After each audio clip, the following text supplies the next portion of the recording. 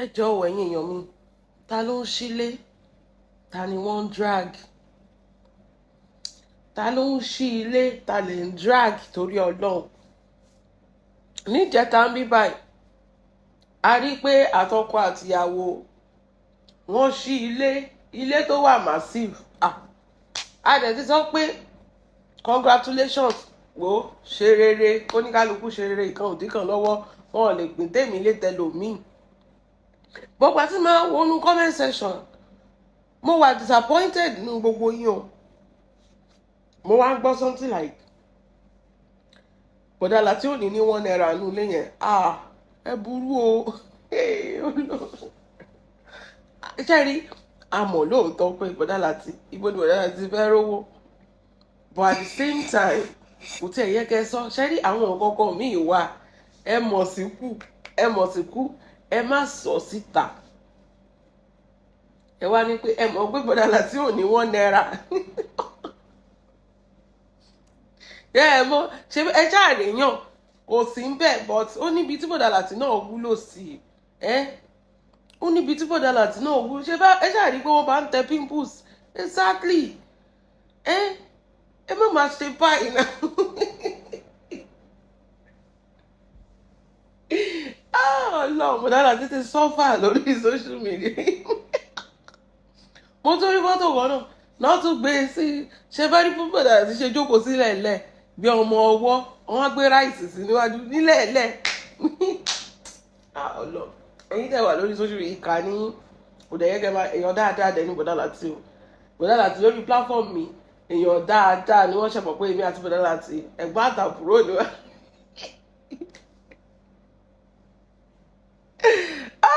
Ọlọ́run, ó ṣàlè rú pọ́npọ́n.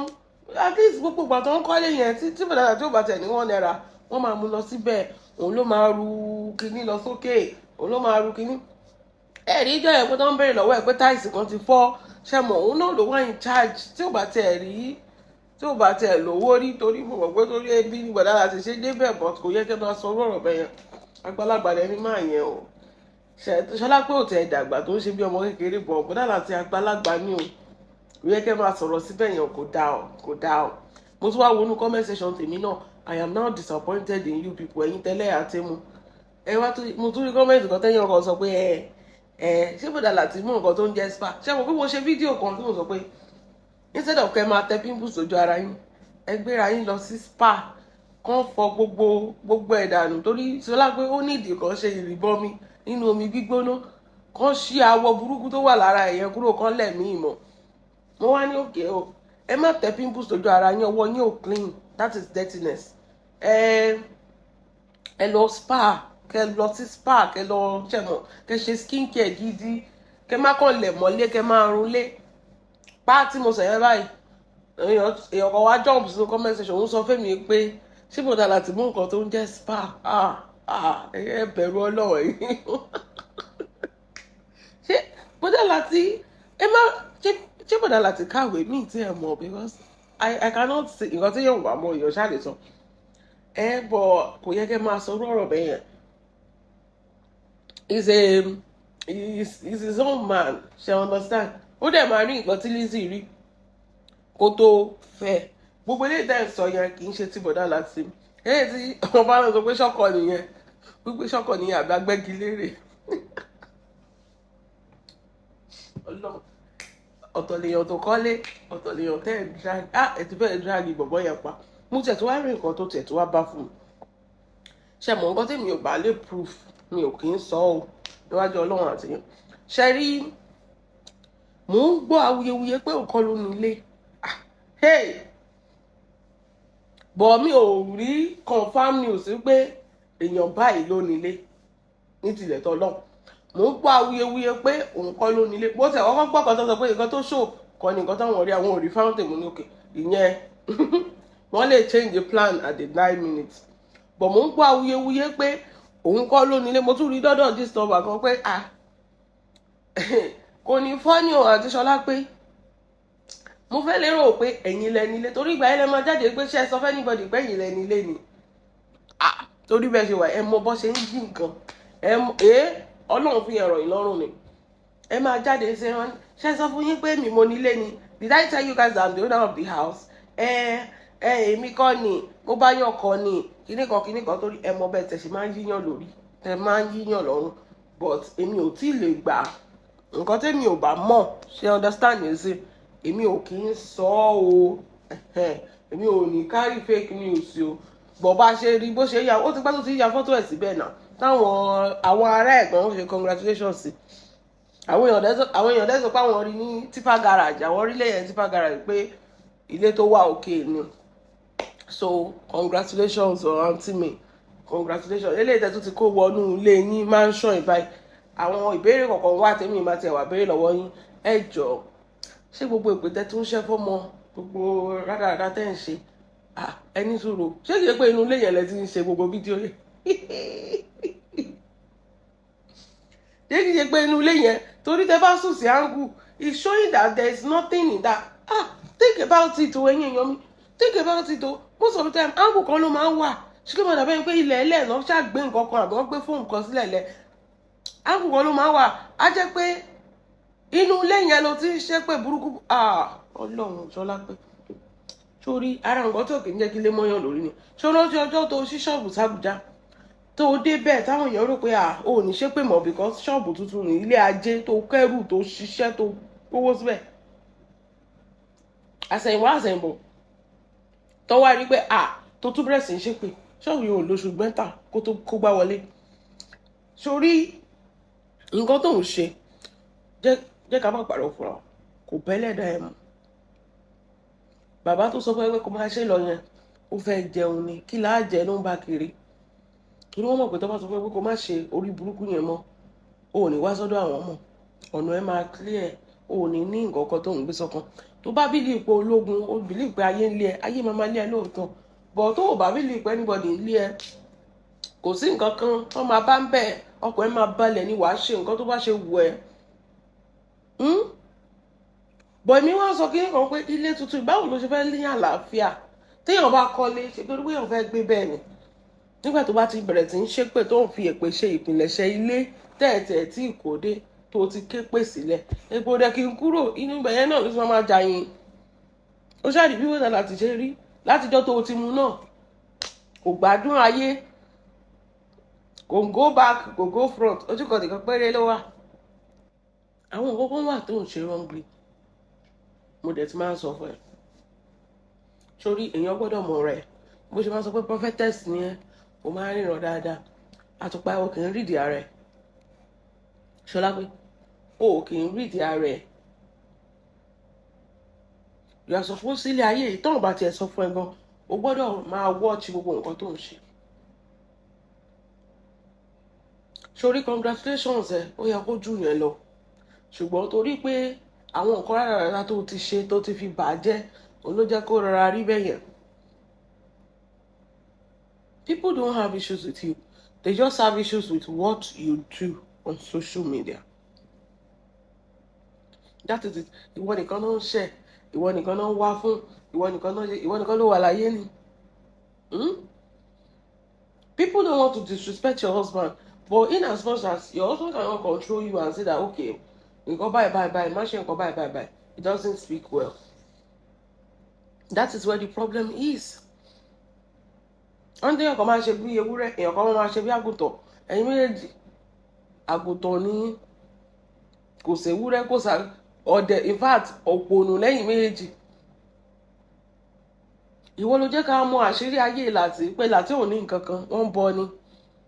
Because even from the actions of things you do, things you say, you are in your husband's house, òun ṣe pé ọmọ kan máa kú, òun ṣe pé orí burúkú bẹ́ẹ̀ yẹn. Look at the comment section was brutal for your husband yesterday. The comment section was brutal for your husband. Àwọn èèyàn wo wọn kà náà Lati, who is Lati? Wọn ò rí bí èèyàn gidi pẹ̀lú bó ṣe fi dẹ́ngẹ́ pósí bẹ́ẹ̀, wọ́n kàn rí ṣe ló dàbí statue. Ìsà kò ṣe fountain ra gbébọ̀dà Lati sáàrin ibẹ̀ yẹn kò fi ṣe statue. Because ṣe ló dàbí pé wà ń bẹ ibi ara ibi tó bá ń pè ní orí, òwe Yorùbá ni o, wọn kì í fi ń tẹ́lẹ̀. ó dẹ̀ ti fi orí ìbọ̀dá Lati tẹ́lẹ̀ so many times. Ibi tó bá ń pè lórí wọn ò fi ń tẹ́lẹ̀ rárá. Ó ti bójú máa yẹn jẹ́ so many times.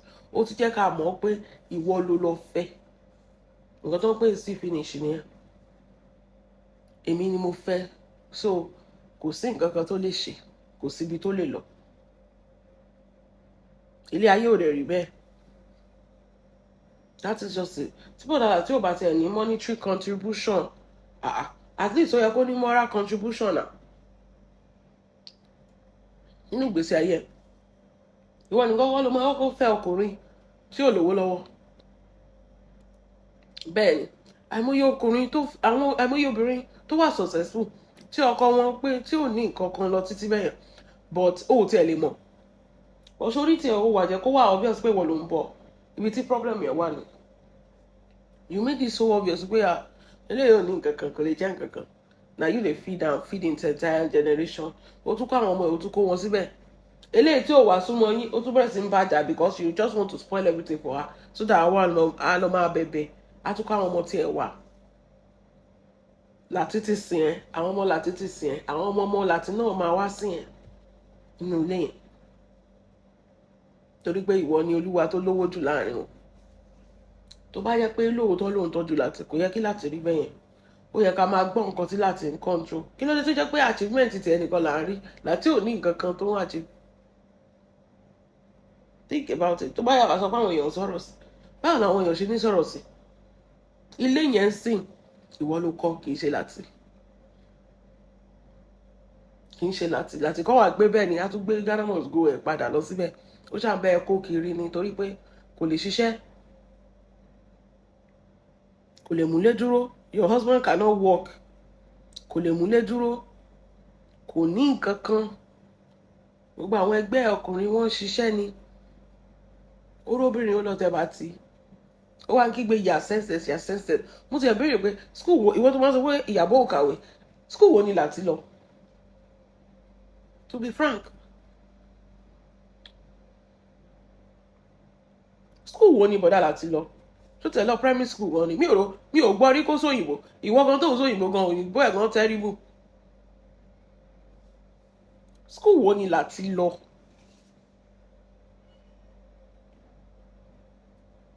Ó ga ọ, ó lágbára ọ. Iṣẹ́ wo ló kọ́? Eléyìí ò ní iṣẹ́ kiri kan. Ṣé bódú òbò ni Lati ń dó kiri? Kì í ṣe, it's not a shade o. Lati máa wọ obìnrin tó bá ti wà vulnerable tó ní ìdí ọkọ tí ò sọkùnrin bẹ́ẹ̀. Ṣebí ọkọ Fọlá kú ni Lati bẹ́ẹ̀ wọlé tó ń dúró lé gbogbo nǹkan tí máa yẹn fi ilẹ̀ tó bọ́mọ yẹn ná tán. Ìgbà tó ná tán báyìí ó kálẹ̀ ó sá lọ sọ́dọ̀ Lizzy bó ṣe ń gẹ́ àti oníwọ̀n àtọ́jú á wá àwọn obìnrin tó wà vulnerable ó máa fún wọn lóyún tí tó fi dọ́dọ̀ ẹ̀. If you think about it well, wàá rí pé sometimes mo máa ń wò pé nǹkan tó ṣe fún Lati Ọlọ́run ó ti sàbọ̀, I swear, because tó bá ṣe fún nísìnyí tí ó sí nǹkan kan mọ́ Lati ti lè fi ẹlẹ̀ kó ti lọ lẹ́yìn ìgbà tó bá ti gba owó á tún ti mú number 5. But torí pé bó ṣe bá tiẹ̀ jẹ́ yẹn in fact kò sẹ́nibọ̀dì tó bá fi ṣe ọ̀fẹ́ fẹ́ anybody kan kò sẹ́nibọ̀dì tó máa fẹ́ gbà. Sometimes I think about it pé ó dáa bó ṣe bá yẹ̀jẹ̀ bẹ́yẹn. It's good. Mo máa ń sọ kíní kan fẹ́yìn obìnrin tí ó bá ti sẹ́nibọ̀dì tó ń bẹ́ẹ̀ di ọkọ ẹ̀ ayé ọkùnrin yẹn ti bàjẹ́ ni. And we can say that for Lizzy. Kò sẹ́nibọ̀dì tó fẹ́ rú ọkùnrin yẹn torí pé a ti mọ̀ pé wọ́n ti bá ayé eléyìí jẹ́. Àwọn ọkùnrin tó bá sì lálàáfíà tó bá sì gbádùn tó bá sì rí ṣe nínú ayé sáyìn pé ayé ẹ̀ ń da ayé ọkọ ẹ̀ ń da wípé Ọlọ́run gbàdúrà yín ni pé wọ́n bẹ́ ẹ já sí ọkọ ẹ̀ wípé èèyàn kan ó wà níbì kan ó fẹ́ gba ọkọ ẹ̀ àbò ń jealous ẹ̀ àbò ń fún ẹ latitude torí ọkọ ẹ̀ sáyìn pé ayé ọkùnrin yẹn dà nìyẹn. Bọ́n tó bá ti rí pé kò sẹ́nibọ̀dì tó fẹ́ du ọkùnrin yẹn ayé ọkùnrin yẹn ti bàjẹ́ nìyẹn. Táyé ọkọ ẹ̀ bá dẹ̀ bàjẹ́ ayé tiẹ̀ náà ti rún. Sometimes I think about it pé tó bá yẹ pé Lizzy ò ṣe gbogbo kìíní fún ọ̀gbẹ́ni á ti lọ kò ń pẹ́ lọ á tún ti wá ààyè olówó mi á tún ti kẹ́rù lọ ọkùnrin tí kò bá ti lè ṣiṣẹ́ wọ́n máa ṣẹrú obìnrin ni. Orí mi ẹlẹ́dàá mi jọ má jẹ́ káwọn ọmọ mi ṣẹrú ayé. Ìyàwó ló ń kọ́lé wàá bá gbẹ́rù tó bá ń kó wọ bẹ̀yẹn bọ̀dá Láti ló máa kẹ́rù tó pọ̀ ju ṣáṣá máa lóòdù ẹrù. Wọ́n á sọ ẹ́ di prop ó yàtọ̀ sọmọ ọ̀dọ̀. Iṣẹ́ ẹ sọ pé bọ̀dá Láti ó kàwé kò níṣẹ́ kò ní nǹkan kan ẹ̀rẹ̀ ń pè é lẹ́ńjìníà ṣó lọ skul ní skul wo ló lọ sátífíkẹ́ẹ̀tì ẹ̀dá ṣó tẹ̀lé sọ òyìnbó gan ni. Iṣẹ́ wo ni Láti ní tó ń ṣe? Àtẹ̀rí tiẹ̀ gbogbo eléyìí tó ní ló parẹ́ mọ́ ẹ lójú gbọ́ kí ni Láti ń ṣe. Anyways wọ́n ló mọ wàá òkè ó ṣáà sọ fún ẹ pé ilé ìta ń gba awuyewuye pé wọ́kọ́ ló nílé tó bá dọ̀la a gbọ́dọ̀ gbọ́ pé kó wá sọ pé you did not tell us that it was your own now àwa la assume pé tiẹ̀ ni ìyẹn ló máa fi jẹ̀yà lọ́wọ́ mi o mọ̀ pé mi ò gbádùn mi ò dẹ̀ rán yẹ o gbọ́dọ̀ wá sọ ọlọ́la pé I did not tell you guys that the house belongs to me I only show you a house ẹ̀yin lè assume pé tèmi ni okay congratulations lẹ́ẹ̀kan sí.